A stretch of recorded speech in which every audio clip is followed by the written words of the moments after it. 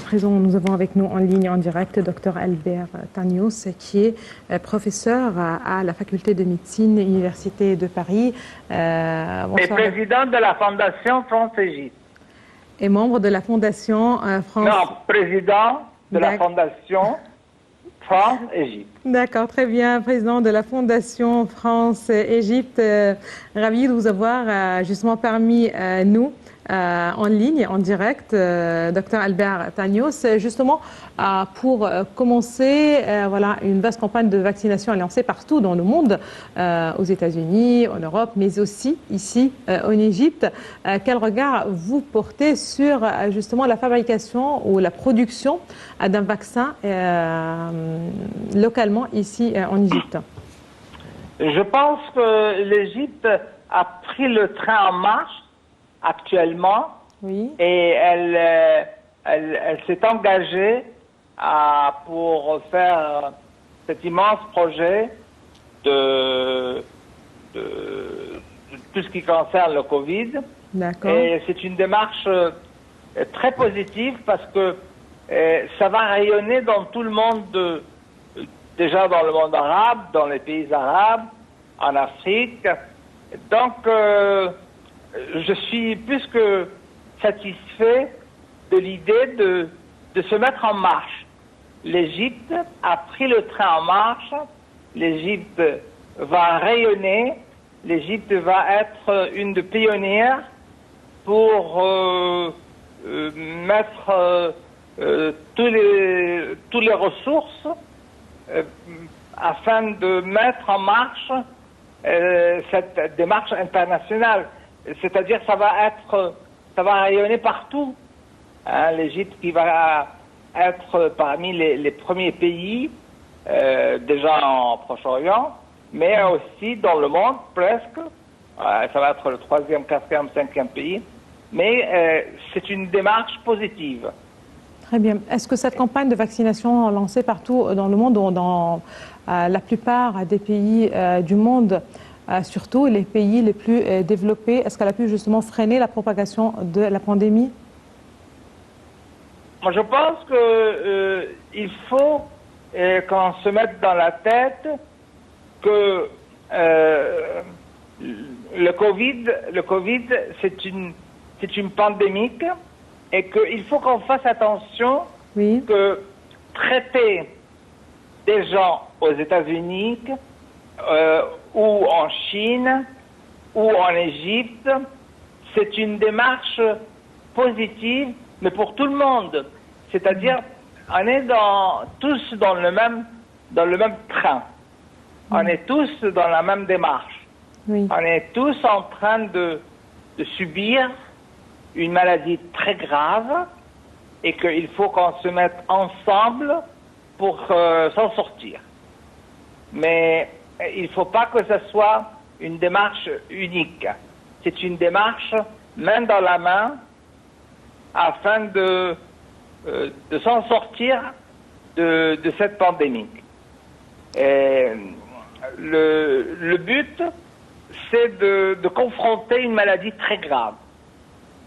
Le but, c'est de savoir comment travailler ensemble, les gens de Chine, aux États-Unis, en Égypte, dans les pays arabes, pour s'en sortir.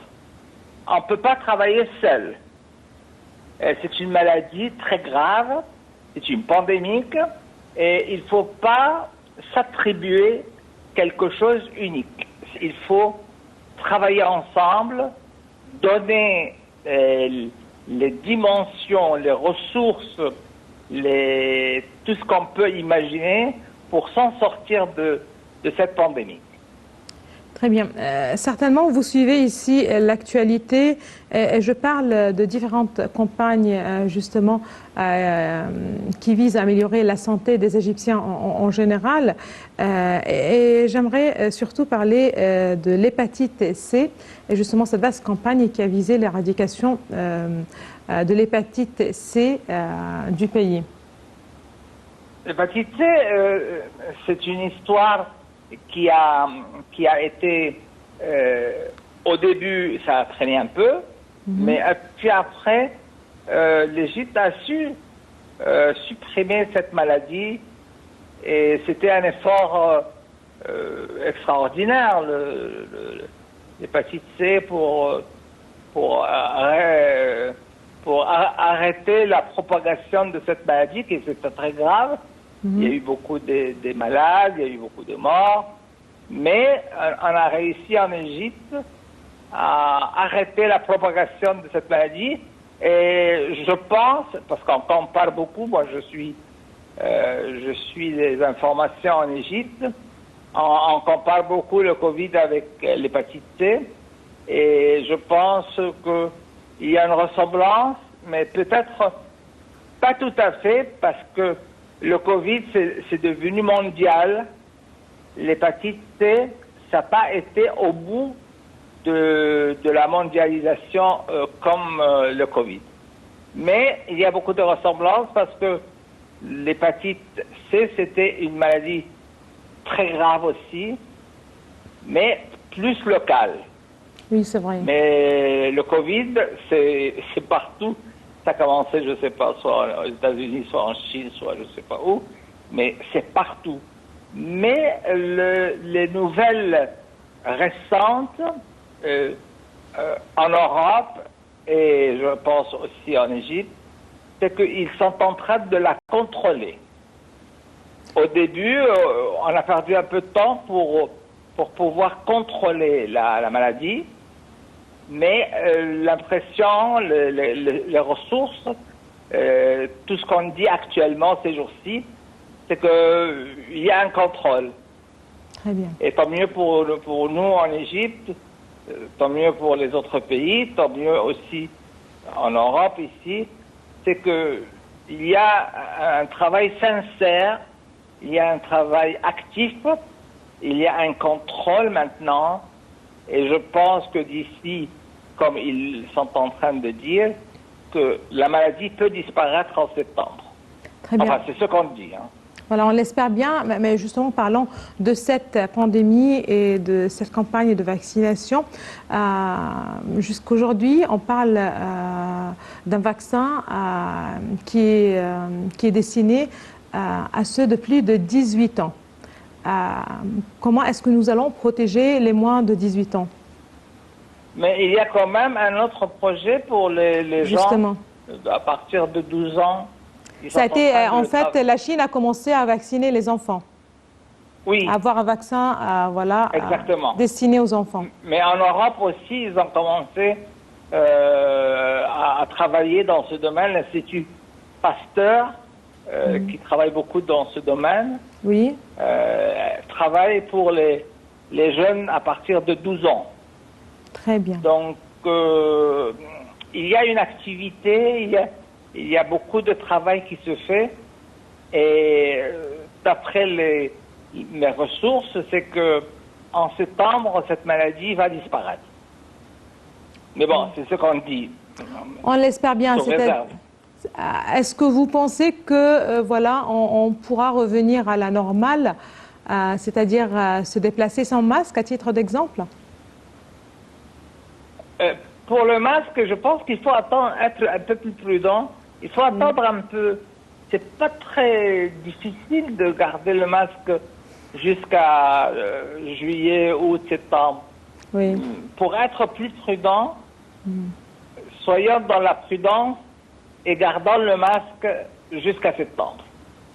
Très bien. C'est ce qu'on dit ici en mois. Ici, ils disent entre juillet, août, septembre.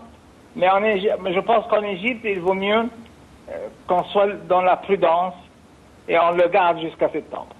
Très bien. Le vaccin reste un choix. Est-ce que parmi la jeunesse de plus de 18 ans, est-ce qu'on trouve assez de jeunes qui sont enthousiastes justement pour aller se faire vacciner ou le contraire? Moi, je pense qu'il y a beaucoup de jeunes maintenant, des jeunes Égyptiens qui sont très motivés pour donner l'exemple. Moi, j'ai des contacts avec des gens de ma famille, mais des contacts avec des amis en Égypte qui sont prêts à faire tout, à rentrer dans un protocole de recherche, par exemple, pour dire, voilà, on a fait des études comparatives, des protocoles de recherche, et ils sont en train de s'occuper beaucoup de ces recherches, et je pense qu'ils vont arriver à toucher le but et Très bien. exclure cette maladie. Parfait. Et pour la France, c'est-à-dire les jeunes en France, est-ce que vous avez des chiffres? Est-ce qu'on trouve que la jeunesse en général est enthousiaste? Ils sont un peu plus rassurés. Très bien. Maintenant, je parle il y a 2-3 semaines, c'est tout. Mais au début, on n'était pas rassurés. Les jeunes maintenant en France sont plus rassurés. Ils disent que le vaccin va marcher. Ils disent qu'on a contrôlé la situation. Très bien. Justement, pour rester avec le même dossier, quand on parle du vaccin, de la vaccination, si ça ne donne pas une immunité, ça affaiblit peut-être les symptômes et les effets justement de l'attaque. Est-ce qu'à ce stade... C'est exact ce que vous dites. Oui. C'est exact. Oui. Ils disent que ça affaiblit, mais ça affaiblit beaucoup. C'est-à-dire, quand même, ils parlent entre 80 et 90% d'affaiblissement. Est-ce qu'on va voir justement un carnet de santé qui sera imposé justement aux gens pour les déplacements, pour les voyages et ainsi de suite, ou c'est pas envisageable? Moi, je pense que c'est une bonne chose. Pardon? Moi, je pense qu'il faut avoir le carnet pour qu'on puisse voyager entre les pays. Parce que si on n'a pas ce carnet et on se déplace entre l'Europe, l'Afrique, le Proche-Orient, les États-Unis, tout ça, on peut perdre le contrôle. Parfait. Mais si on a un vaccin, si on a un traitement, je pense qu'on pourra éliminer cette maladie. On l'espère bien. Merci beaucoup à vous, Dr Albert Tagnos. Vous êtes professeur à la faculté de médecine, Université de Paris. Merci beaucoup de vos précisions. Vous êtes aussi président de la Fondation France-Égypte. Et là, à présent, pour rester justement s'éloigner un petit peu de la Covid, de cette pandémie, on parle justement pour clôturer d'une nouvelle assurance maladie lancée après un an d'essai. L'un des projets les plus importants dans les secteurs de la santé publique était justement l'extension de la couverture de l'assurance maladie en faveur des pauvres. Le nouveau programme d'assurance maladie a été officiellement lancé en octobre 2020. Après un an d'essai dans la ville de Port Saïd, le système sera déployé à l'échelle nationale en plusieurs étapes. L'ancien régime d'assurance maladie ne couvrant que 50% des Égyptiens offrait une couverture assez limitée.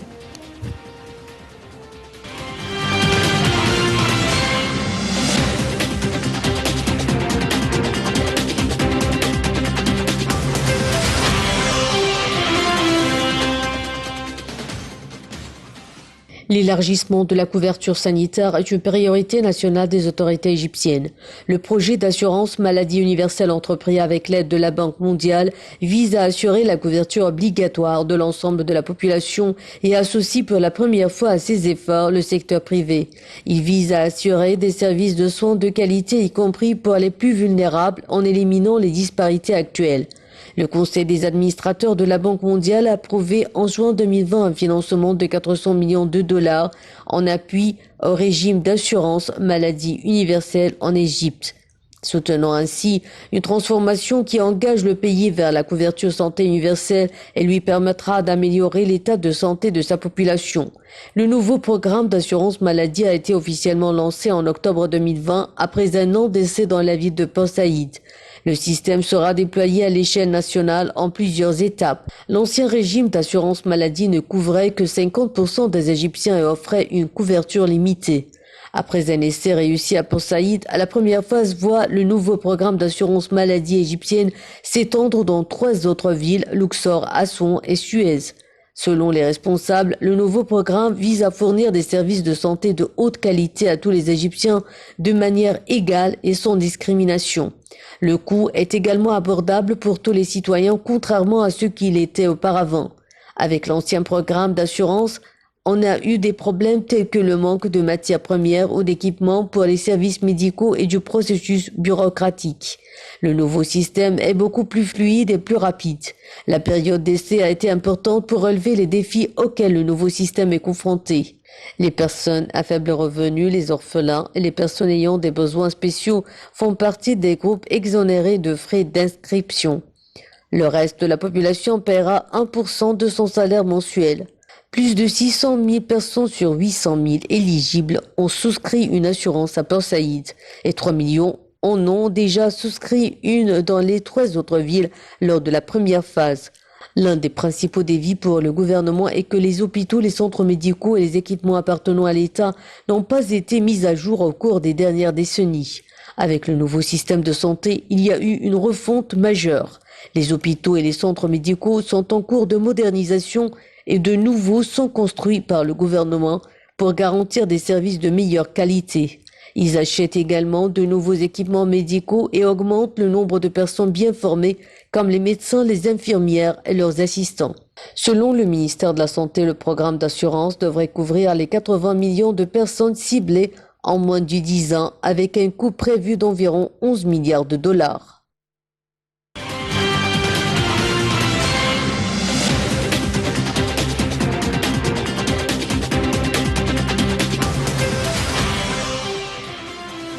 Voilà, madame, monsieur, c'est ainsi que prend fin cette édition de Direct. Merci de l'avoir suivi. À la prochaine.